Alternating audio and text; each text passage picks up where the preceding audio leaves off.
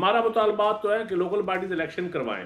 हमारे मुतालबात हैं कि आप ये हमारे पंजाब में हमारा कोई गवर्नर हाउस की रेनोवेशन या उसके बजट हमारा ये कोई सीबीएम नहीं है। और बाकी फेडरल लेवल पे ये चारों सूबों में हमारे जो है बड़े वाजिया से मौक़िफ़ है हमारा।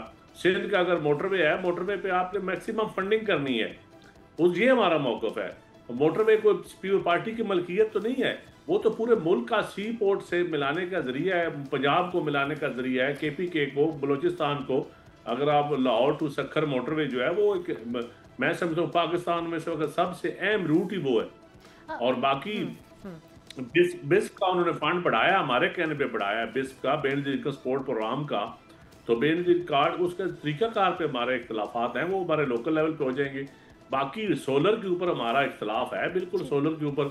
और तनख्वाहें हम कहते हैं कि महंगाई बढ़ी है, आप तनख्वाहें बढ़ाएं, कम से कम ग्रेड 16 तक छोटे मुलाजमीन की बढ़ा दें, अगर आपने बड़े मुलाजमीन की नहीं भी बढ़ानी।